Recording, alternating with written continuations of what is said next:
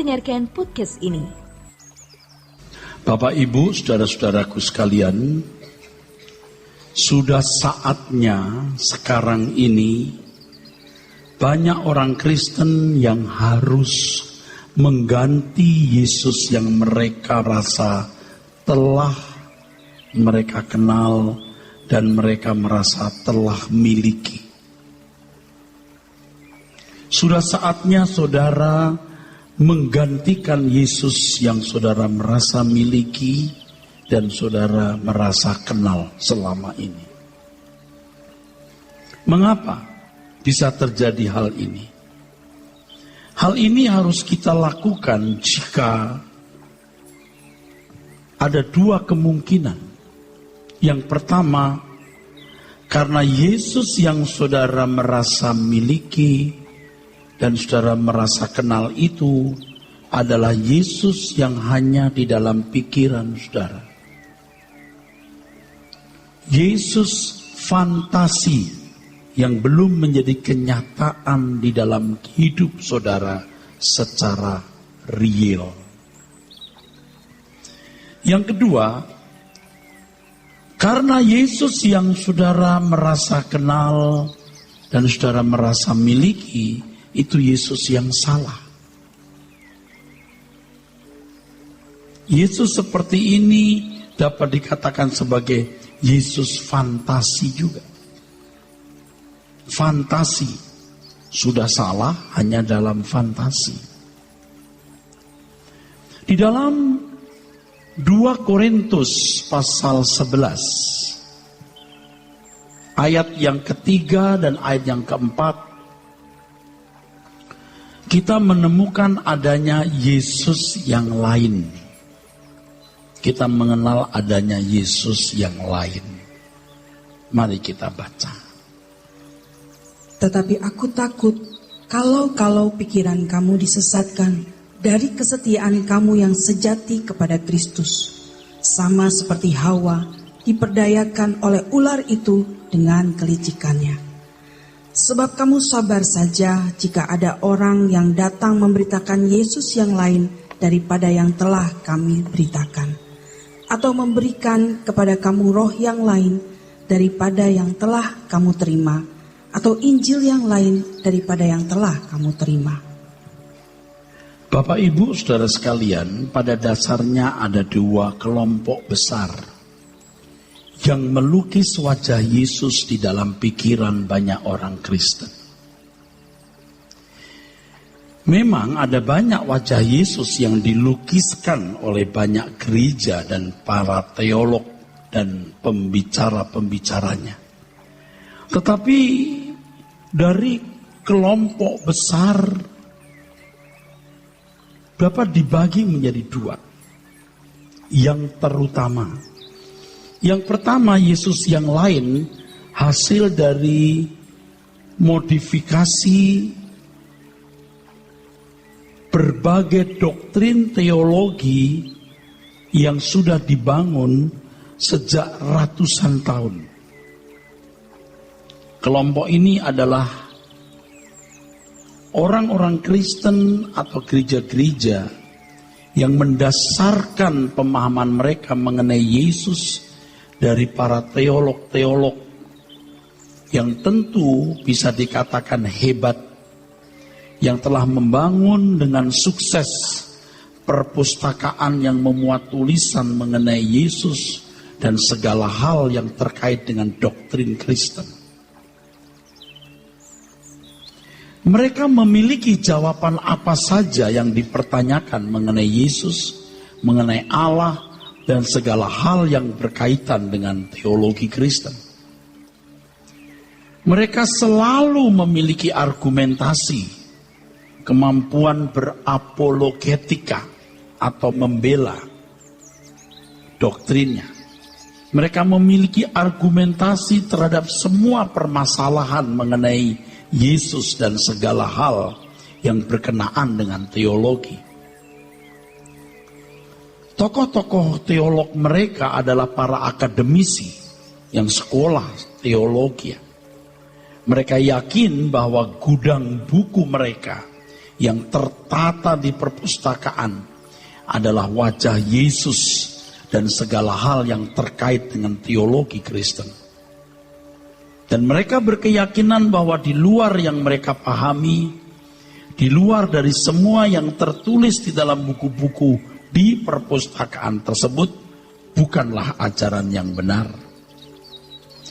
Jadi, kalau ada sekolah-sekolah teologi yang berafiliasi kepada mereka, semua karya tulis atau karya ilmiah mereka harus bereferensi pada buku-buku dalam perpustakaan itu. Semua tulisan dari skripsi, untuk tataran sarjana, untuk tesis, untuk tataran master, dan untuk disertasi bagi mereka yang mengambil program doktor, harus memiliki referensi buku-buku dari perpustakaan itu sebagai bibliografi yang menjadi footnote mereka. Tidak boleh ada tulisan tanpa referensi buku-buku itu. Bahkan kadang-kadang jumlahnya pun ditentukan. Seorang mahasiswa sekolah teologi tidak boleh membuat satu pernyataan tanpa landasan yang jelas. Misalnya, Roh Kudus itu roh yang lemah lembut. Oh, di Alkitab mungkin ada yang itu. Atau mungkin dia punya rumusan bahwa Roh Kudus itu sebenarnya roh Allah sendiri. Apa dasarnya? Nah, harus ada seorang tokoh yang sebelumnya pernah menulis mengenai Roh Kudus yang bisa menjadi referensi. Pikiran mereka telah terpenjara oleh doktrin-doktrin yang mereka pahami sebagai kebenaran yang mereka anggap mutlak. Mereka berpikir bahwa perpustakaan mereka sudah cukup mewakili wajah Tuhan dan seluruh seluk-beluk teologi Kristen. Jadi semua tulisan dari para mahasiswa sekolah teologi mereka harus bereferensi, mengambil referensi dari buku-buku mereka. Jika tidak, maka dianggap tidak valid. Dengan cara ini mereka telah memagari diri mereka sendiri di bawah tempurung pikiran manusia yang terbatas. Mereka lupa bahwa Tuhan Yesus pernah mengatakan dalam Yohanes 21 ayat 25. Masih banyak hal-hal lain yang diperbuat oleh Yesus.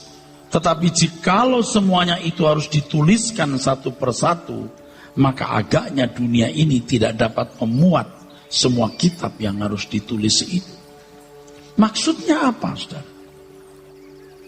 Kebenaran Tuhan tidak boleh hanya dipenjara di dalam tulisan, dalam buku, di perpustakaan. Tuhan memiliki kebenaran yang tidak terbatas. Tidak boleh terkurung hanya pada doktrin hasil pikiran manusia. Kelompok ini biasanya terkurung oleh pandangan seorang teolog. Orang-orang Kristen atau gereja-gereja seperti ini biasanya terkurung oleh pandangan seorang teolog atau beberapa teolog. Dan memandang pandangan teolog mereka itu merupakan doktrin yang memuat kebenaran mutlak seakan-akan sejajar dengan Alkitab. Ayat-ayat firman Tuhan yang ditafsirkan oleh para teolog mereka tidak boleh ditafsirkan yang lain. Seakan-akan penafsiran para teolog mereka sudah harga mati yang tidak boleh dan tidak bisa diubah. Pendeta-pendeta dari gereja-gereja ini mampu berkhotbah panjang, mampu memberikan seminar, mampu menjadi dosen, bisa berdoa bagus, menyusun liturgi yang baik. Tetapi sesungguhnya Yesus yang mereka perkarakan masih Yesus di dalam fantasi yang terlukis di dalam buku dan doktrin. Banyak di antara mereka yang belum menjumpai secara konkret. Mereka merasa puas dengan Yesus yang mereka diskusikan, Yesus yang mereka tulis di puluhan bahkan ribuan kertas. Yesus yang mereka perdebatkan, Yesus yang mereka seminarkan.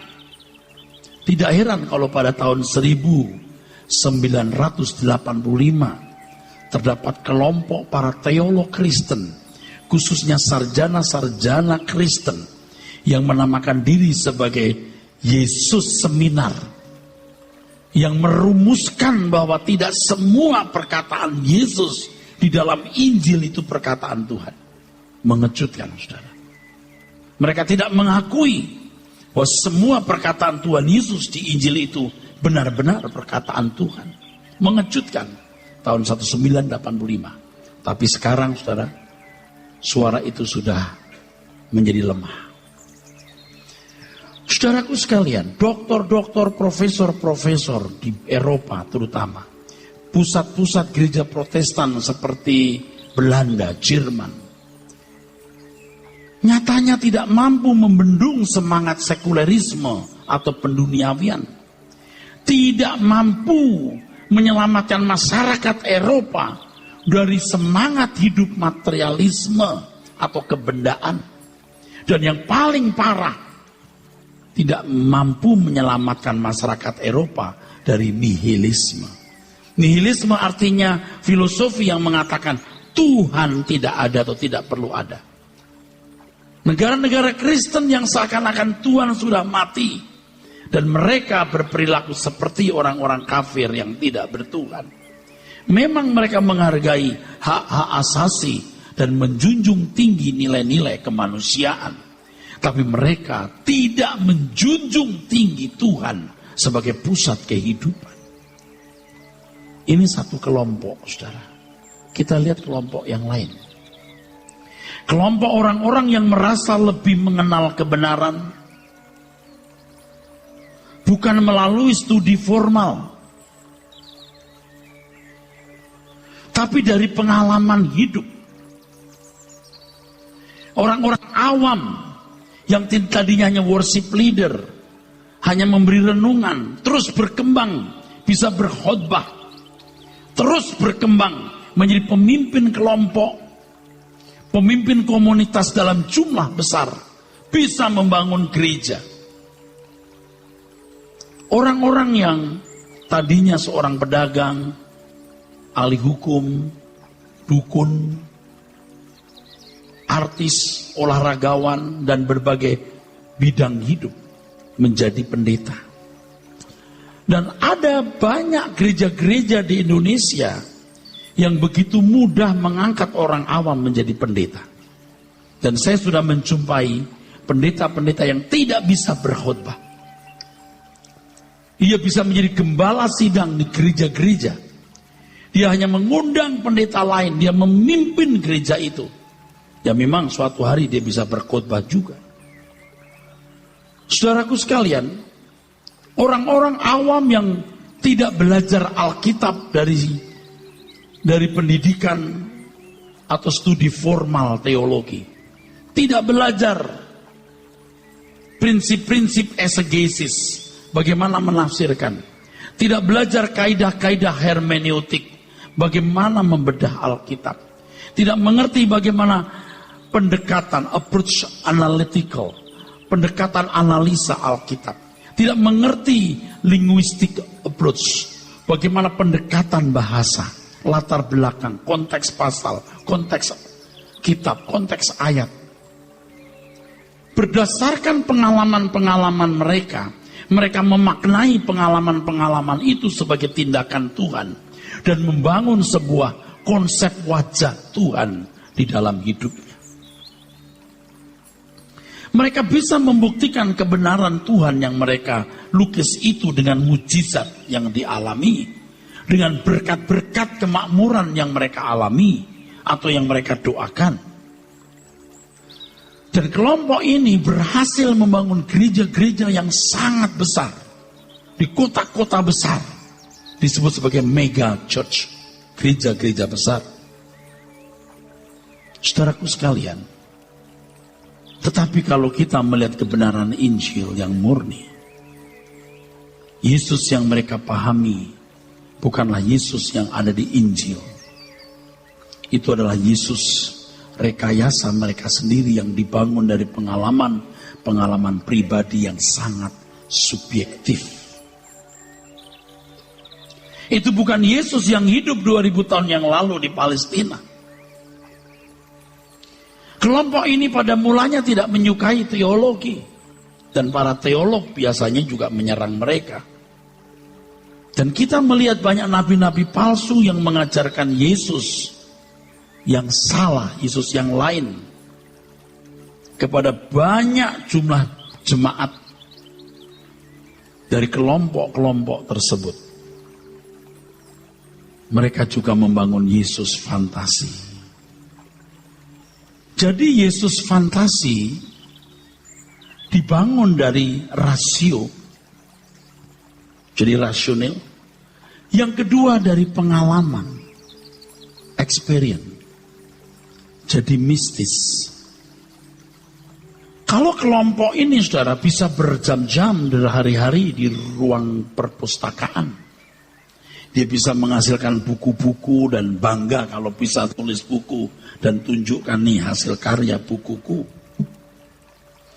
Tapi tidak bisa berjam-jam di kaki Tuhan dalam doa. Tapi kelompok ini beda. Dia bisa punya ruang doa. Doa semalam suntuk. Jangan saudara salah memahami. Saya tidak mengatakan semua dari kelompok A dan kelompok B ini sesat. Tidak semua, saudara. Tetapi ada kecenderungan Yesus fantasi yang dibangun dari rasionalisme dan Yesus fantasi dari mistisisme. Yesus fantasi pada umumnya ditandai dengan ini. Pertama, Yesus yang perasaannya tidak dihargai sebagaimana mestinya. Tidak heran kalau mereka tidak sungguh-sungguh hidup dalam kesucian. Mereka tidak sungguh-sungguh memperkarakan segala hal secara detail di hadapan Tuhan. Tidak heran kalau mereka tidak sungguh-sungguh mencari wajah Tuhan untuk ditemui dan memperoleh dari Tuhan penilaian terhadap dirinya. Bapak Ibu Saudara sekalian, kalau kita sekarang hidup di tahun 2017, mestinya saudara, kalau kita katakanlah nanti meninggal usia tertentu tahun 2025, kita harus memeriksa diri kita itu dengan serius seakan-akan kita ada di sini, ini dipindahkan ke sini. Jangan berpikir kita masih punya waktu di sini. Nah, memang keberkenanan kita di hadapan Tuhan hari ini mungkin tingginya segini mungkin saudara. Nanti kalau sudah tahun 2025 seandainya kita meninggal tahun itu tingginya sudah segini. Tapi yang segini ini harus kita penuhi hari ini. Kita harus dalam keadaan berkenan di hadapan Tuhan. Bagaimana kita bisa mengerti kita berkenan? Misalnya, saudara, Pak Boim kenal saya. Bagaimana penilaian saya terhadap Pak Boim? Oh, dia sudah tahu. Dia punya pemahaman. Dia tulis tentang Pak Eras itu begini. Kira-kira Pak Eras kalau mandang saya gimana ya? Oh, lumayan baik. Oh, jangan berdasarkan tulisan tanganmu. Kamu harus berhadapan dengan saya. Kamu lihat muka saya. Kamu merasakan perasaan saya. Baru kamu tahu bagaimana penilaianku terhadapmu. Jangan di atas ini. Di sana ada Pak Robson yang tidak dekat dengan saya. Gimana sih Pak Eras itu? Oh, tanya sama Pak Boim. Pak Boim kasih tahu. Pak Eras itu begini. Lalu Pak Robson berpikir, kalau saya di hadapan Pak Eras kira-kira berkenan nggak? Ah, lumayan. Oh, jangan. You harus temuin saya. Supaya you tahu kira-kira bagaimana penilaian saya terhadap you. Nah, para teolog-teolog itu sudah punya rumusan tentang Tuhan. Dia punya kajian-kajian teologi. Bukunya segudang di perpustakaan. Dan dia tulis lagi. Yang saya persoalkan, itu masih Yesus fantasi. Jangan hanya berjam-jam di ruang perpustakaan, tetapi berjam-jamlah di hadapan Tuhan. Ciri Yesus fantasi, Yesus yang tidak atau kurang dihargai perasaannya sebagaimana mestinya. Jadi kalau kita mau menghargai perasaan Tuhan sebagaimana mestinya, kita harus berhadapan dengan Tuhan. Kita harus bertemu dengan Tuhan. Jangan hanya berdasarkan tulisan. Apalagi kelompok yang lain yang memahami Tuhan dari pengalaman pribadi. Menurut mereka, nanti kan saya jelaskan, bahwa Tuhan itu Tuhan yang senang dipuji-puji, dipuja, disembah. Lalu Tuhan akan memberkati. Tuhan yang senang kalau kita percaya padanya. Kalau kita yakin dia menjawab doa, pasti doanya dijawab. Kalau kita yakin Tuhan menolong, pasti Tuhan tolong. Tuhan diatur pakai imannya. Itu iman yang salah. Tuhan yang salah yang diajarkan. Nanti urusannya pasti kemakmuran jasmani nih kelompok yang kedua ini. Kalau menangis meratap pasti sekitar masalah dunia. Mesti ratapan tangisanmu itu masalah kesucian hidup. Nah kelompok yang kedua ini pasti bicaranya mengenai suara Tuhan. Sudah bertemu dengan Tuhan. Seakan-akan Tuhan yang mau pamer kuasa, pamer kebaikan, dan merebut pengaruh atas orang-orang Kristen supaya jangan pindah agama, atau pengaruh atas orang-orang non-Kristen supaya masuk Kristen. Tuhan kita bukan begitu. Buktinya apa? Saya mau tanya buktinya, pengen tahu. Kalau hari ini saudara di hadapan pengadilan Tuhan, berani nggak? Kira-kira penilaian Tuhan terhadap saudara sudah baik belum? Saudara sudah melakukan kehendak Allah belum? Kita tidak serius memperkarakan. Nanti diajarkan bahwa Tuhan sudah menentukan seorang selamat. Jadi sudah selamat, udah aman. Bukan karena perbuatan baik kamu selamat. Kau percaya Yesus, selamat, udah. Simple. Itu yang bahaya. Sekarang saya mengajak temui Tuhan. Kalau Tuhan berkata aku menyertai kamu senantiasa sampai kesudahan zaman, itu berarti Tuhan yang bersama kita. Kita berhak bertanya, Tuhan di mana engkau? Kalau belum ketemu, Tuhan aku belum mengenal engkau dengan baik. Aku hanya dengar kata pendeta, kata teolog. Tapi kalau engkau besertaku, di mana engkau? Aku tunggu Tuhan. Kalau belum, Tuhan aku sudah berdoa 2 minggu ini. Aku gak mendengar suaramu. Aku tunggu lagi. Berani dong. Nah dalam konteks ini saya mau bicara soal perasaan Tuhan. Kira-kira saudara sudah menghormati Tuhan gak? Sudah menghargai Tuhan gak? Dengan keadaan hidup saudara yang menyenangkan atau berkenan di hadapan Tuhan. Saya membawa hidup saya kepada Tuhan, saudara. Takut sedikit kendor. Saya takut saya tidak berkenan di hadapan Tuhan. Ingat, keselamatan bukan karena perbuatan baik. Tapi setelah selamat kita harus berkenan. Paulus berkata, aku berusaha supaya aku berkenan di hadapan Tuhan. Saya juga katakan, Tuhan aku takut. Kalau aku berhadapan dengan engkau, aku takut Tuhan. Jangan-jangan engkau tidak mengenal aku. Oleh sebab itu berbicaralah padaku Tuhan. Bagian mana dalam hidupku yang belum berkenan di hadapan?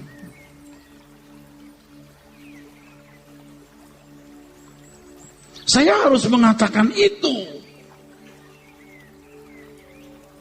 Coba dibaca dulu 2 Korintus pasal 5, 9, 10. Silakan. Sebab itu juga kami berusaha, baik kami diam di dalam tubuh ini, maupun kami diam di luarnya, supaya kami berkenan kepadanya.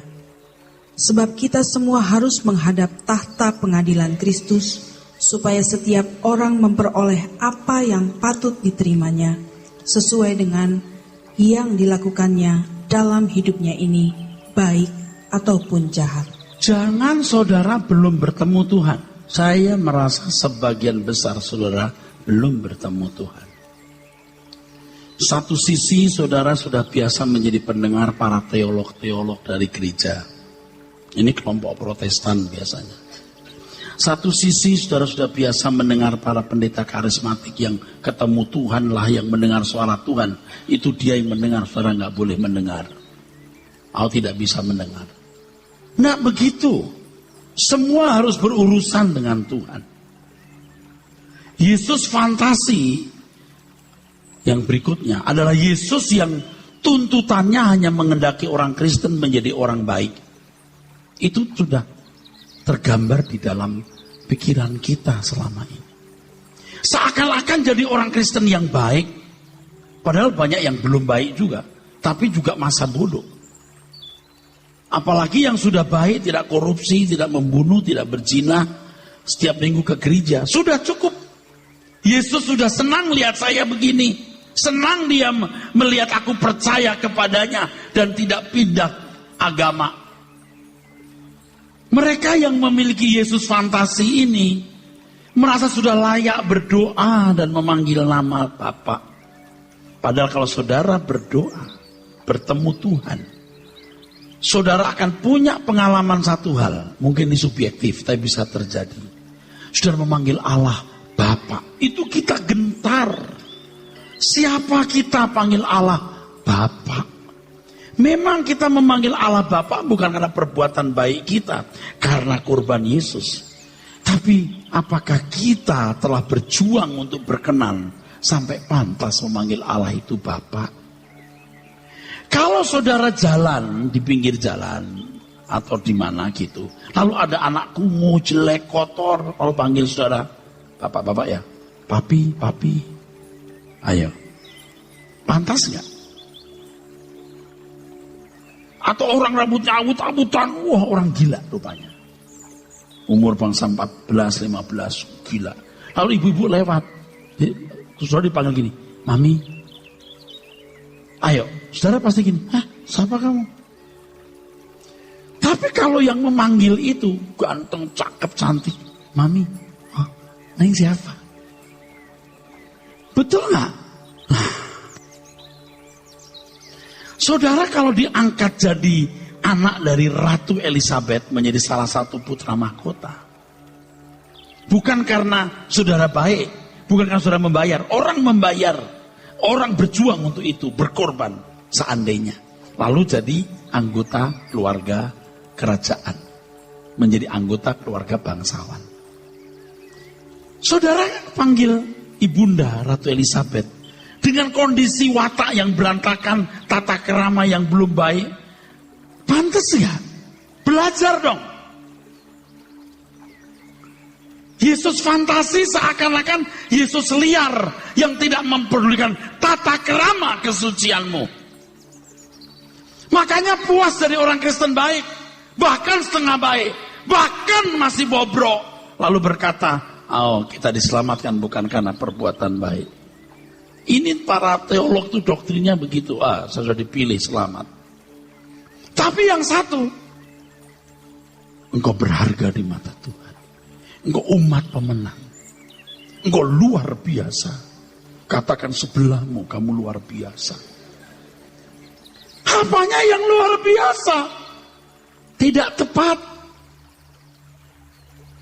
Kalau Yesus masih fantasi dalam pikiran saudara, saudara pasti tidak menjaga perasaan Tuhan. Saudara pasti menganggap Tuhan itu tidak bermoral agung, lalu menerima saudara yang berantakan.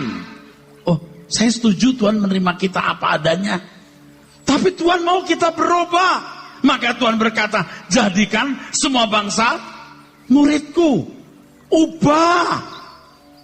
Kita harus memperkarakan firman Tuhan. Tuhan Yesus, katamu Kalau tidak melepaskan diri dari segala milik, tidak layak bagimu. Maksudnya apa? Secara kajian ilmiah atau kajian teologi, saudara dengar dari saya. Tapi tanyalah kepada Tuhan, bagaimana mengimplikasikan itu dalam hidup saudara. Gimana Tuhan tidak menyayangkan nyawa ini untuk hidupku? Bagaimana maksudmu melepaskan segala sesuatu ini untuk hidupku? Apa maksudnya berkenan di hadapanmu? Saudara persoalkan dong.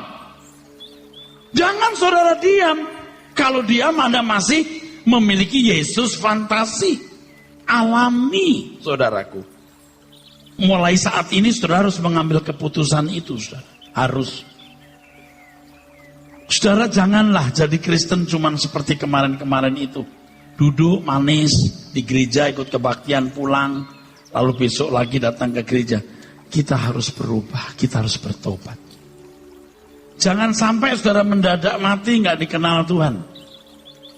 Tapi saya belum mendadak, Pak. Siapa tahu. Bukan nakut-nakutin saya cuma ngancam aja. Jadi kalau saudara meninggal tahun 2025 loh. Saudara seakan-akan situasi ini dibawa ke sini. Dan saya yakin pasti ya, banyak saudara yang matinya nggak tahun 2025 loh. 2018. 2019. Apalagi yang sudah begini nih. Yang mana? Yang itu. Berani-beraninya loh saudara. Tidak sungguh-sungguh memperkarakan diri saudara kepada Tuhan loh. Berani-beraninya loh.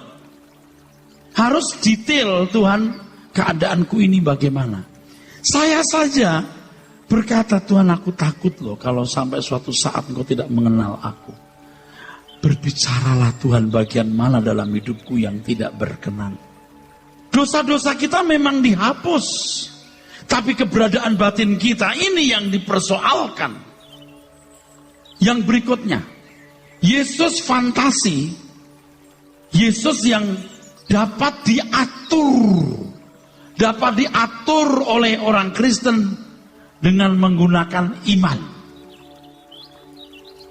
Menurut kelompok ini, iman adalah keyakinan terhadap sesuatu yang akan terjadi. Makin diyakini terjadi, benar-benar akan terjadi. Kalau mereka yakin Tuhan menjawab doa, aku yakin doanya akan dijawab. Kalau yakin bahwa Tuhan mengadakan mujizat, Tuhan pasti membuat mujizat. Iman itu penurutan terhadap kehendak Allah. Iman bukan keyakinan yang bisa mengatur Tuhan. Makin yakin, makin terwujud. Tuhan Yesus aku minta ini, tolong Tuhan, aku percaya Tuhan, aku beriman dalam nama Yesus. Tuhan diatur oleh imannya. Padahal itu bukan iman, itu positive thinking. Dia mengatur Tuhan dengan pikirannya.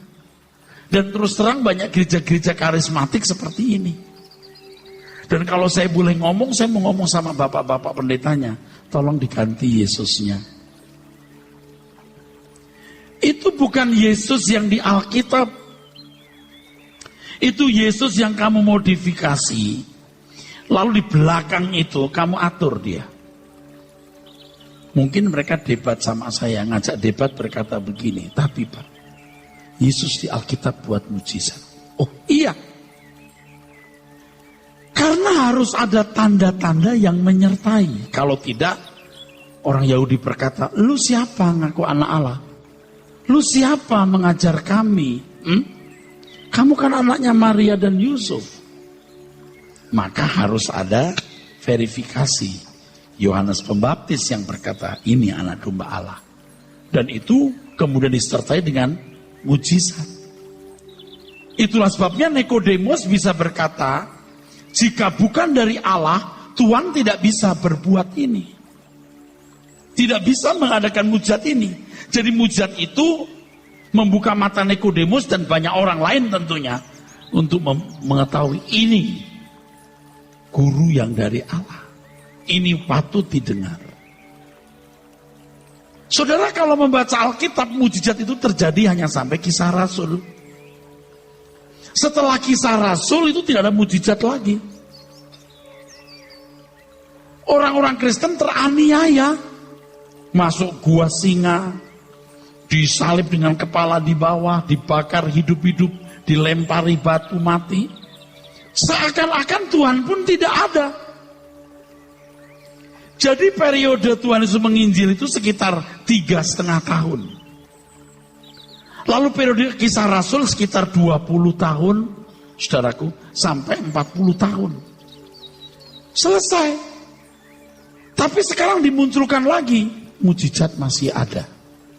Kalau sudah kenal Tuhan Yesus, yang you butuhkan bukan mujizat, tapi bagaimana mengenal Tuhan, mengerti kehendaknya, dan memiliki iman yang benar. Iman yang benar artinya melakukan kehendak Allah.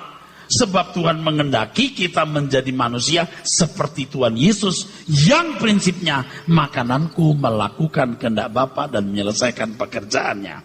Seperti Yesus bukan mengadakan mujizatnya, itu bukan utama. Seperti Yesus bukan mengadakan mujizatnya, itu bukan yang utama. Karena mujizat memang harus dilakukan untuk menunjukkan dia berasal dari Allah. Tetapi seperti Yesus adalah karakter anak Allah. Nah, kalau orang bicara mujizat masih ada, ini kan mundur. Maksudnya apa mujizat masih ada itu? Jelas mujizat masih ada. Selama Allah itu ada. Tapi yang kita butuhkan bukan mujizat. Yang kita butuhkan Roh Kudus yang menuntun kita kepada seluruh kebenaran, supaya kita menjadi serupa dengan Yesus. Tetapi tentu gereja-gereja yang menawarkan mujizat, menawarkan kemakmuran jasmani, lebih laku. Bikin gereja di mana-mana pun pasti besar. Asetnya banyak, sukses. Makanya gereja-gereja Protestan pusing juga. Ini kenapa jadi begini ya? Diomeli, wah ngajarnya nggak bener tuh, nggak tahu teolog. Tetap gerejanya besar, tetap duitnya banyak. Apalagi kalau sudah bisa menunjukkan benar-benar mujizat terjadi, pertolongan atas jemaat mereka yang bermasalah. Nah, tambah lagi, saudara. Dan yang mengerikan, Tuhan itu seperti diam. Seperti, tapi padahal bicara. Seperti diam. Dan ini yang menakutkan. Pendeta seperti saya ini kalau tidak tulus berurusan dengan Allah, nggak sadar dirinya salah. Apalagi kalau sudah pakai nama Tuhan, lalu orang biasa percaya, dan seakan-akan terbukti yang dikatakan itu benar, tambah menjadi Tuhan dia. Bukan jadi hamba Tuhan, jadi Tuhan dia. Jadi kelompok yang satu ini yang tidak belajar teologi ya, tetapi bisa menampilkan satu peragaan pelayanan yang luar biasa. Biasanya mengajarkan kemakmuran, saudara. Menekankan mujizat. Lebih mistik. Kenapa saya katakan ini kepada saudara? Karena saudara dan saya itu korbannya. Saya termasuk korbannya, puji Tuhan saya sadar. Saya berbalik kepada Tuhan. Dan setelah saya tahu, saya memberitahu kepada saudara. Saudara melihat saya kok, saya seperti manusia planet. Saudara mengerti yang saya katakan? Ini menjadi kesedihan kita, saudara. Maybe today my last day. Ya puji Tuhan kalau saya masih hidup minggu depan saya khotbah lagi. Tapi kalau ini khotbah saya yang terakhir kan saya harus memberitahu kepada saudara kebenaran. Supaya saudara juga bisa memberitahukan kepada yang lain kebenaran ini. Jangan ikut tersesat. Besarnya gereja, suksesnya pelayanan yang diukur dari gedung gereja, jumlah jemaat. Itu bukan ukuran kebenaran, saudara. Yang terakhir, Yesus fantasi adalah Yesus yang tidak mereka takuti secara pantas atau secara patut. Sehingga tidak ada kegentaran yang semestinya terhadap Yesus. Mereka tidak mengerti bahwa Yesus adalah Raja. Dua kelompok ini punya satu kesamaan. Menggambarkan Yesus yang penuh kasih sayang. Tapi tidak menggambarkan Yesus yang tegas. Yang satu hari akan berkata, aku tidak kenal kamu, untuk mereka yang tidak berkenan di hadapan Tuhan. Jadi ini membuat lengah. Ini membuat lengah. Membuat tertidur banyak orang Kristen. Karena Tuhan baik. Digambarkan Tuhan Yesus yang bawa domba. Selalu wajahnya wajah yang lembut. Ayat-ayatnya juga, datanglah kepadaku yang letih lesu dan berbeban berat, aku beri kelegaan. Ya, lagu-lagunya pokoknya penuh kasih sayang Tuhan Yesus. Saya nggak mengatakan Yesus tidak penuh kasih sayang loh. Tapi harus seimbang. Minggu ke minggu khotbahnya juga begini saudara. Siapa yang datang dengan masalah, yang sakit penyakit, mujizat masih ada. Dari minggu ke minggu itu terus yang diomongin. Engkau datang kemari dengan beban, engkau pulang dengan kelepasan. Wah, terus pakai tepuk tangan gitu-gitu ya. Paham nggak saudara? Hari-hari terus begitu. Terjadi pemulihan ekonomi, kemudian kesehatan.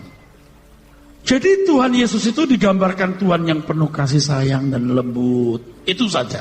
Terus dipuji-puji, disembah-sembah. Oh, terus kalau sudah dipuji-puji, disembah-sembah, apa yang kamu minta? Kasih dalam nama Yesus. Lalu pendetanya seperti punya hak untuk melepaskan berkat Tuhan. Dalam nama Yesus, lepas berkat Tuhan. Ini namanya mistik. Anggur baru tercurah, terimalah. Terimalah. Nggak masuk akal semua itu, saudara. Jadi jemaat yang datang itu membawa problem, seakan-akan problem dunia itu berat. Padahal problem dunia itu dipakai Tuhan mendewasakan kita. Akhirnya meleset. Masalah yang dipakai untuk mendewasakan menjadi masalah yang berat, sehingga datang ke gereja masalahnya hanya untuk penyelesaian itu. Allah mengerti, Allah peduli. Yang rugi bisnis 50 juta, Allah mengerti, Allah peduli. Yang ditinggal kabur suami, segala persoalan yang kita hadapi, masalah itu. Nanti hari-hari, minggu-minggu khotbahnya cuman Tuhan memberkati.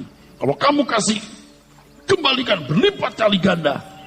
Seputar itu saudaraku. Jadi kalau kita menyanyi lagu itu bukan nggak boleh.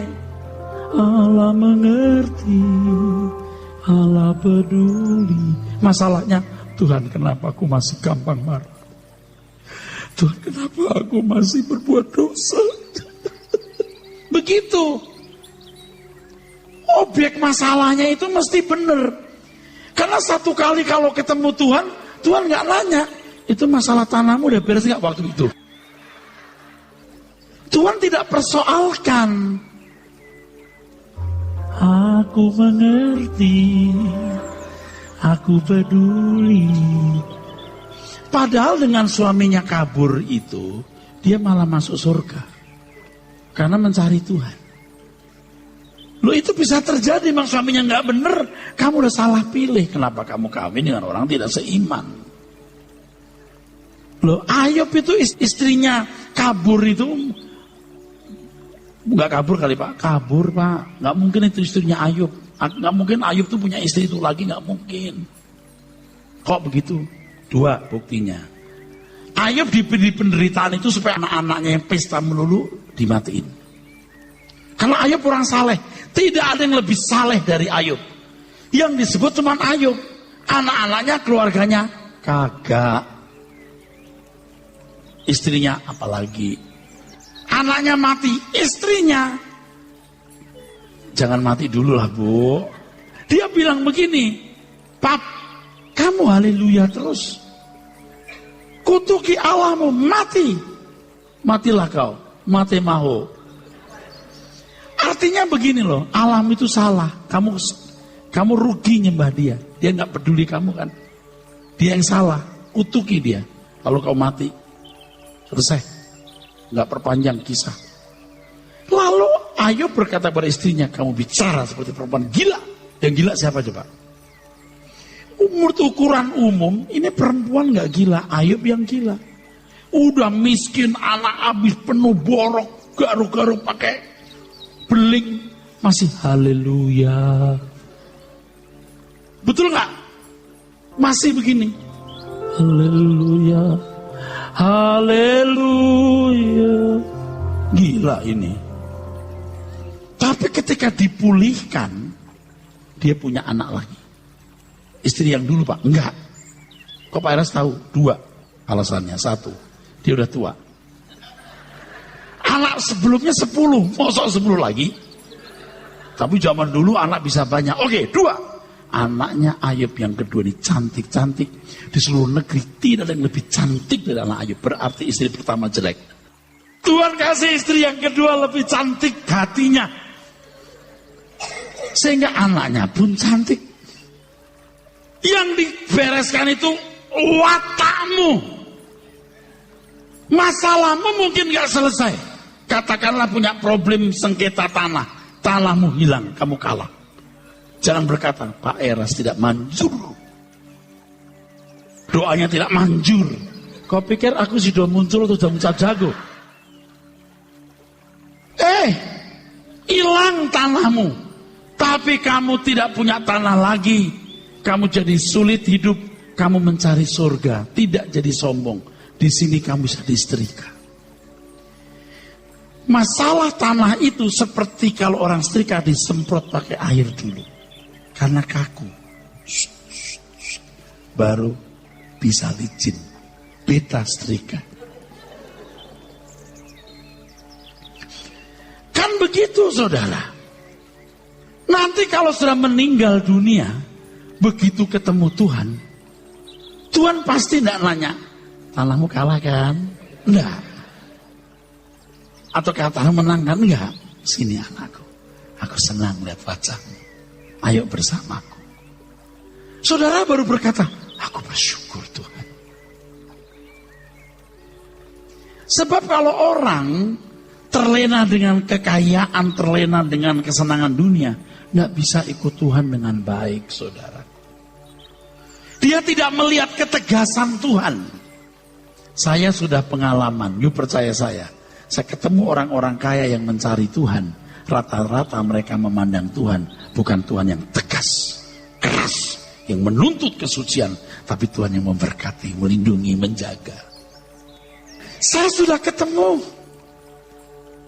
orang-orang kaya, orang-orang terhormat yang mencari Tuhan, mengagungkan Tuhan, tapi memandang Tuhan bukan Tuhan yang tegas. Itu Yesus fantasi.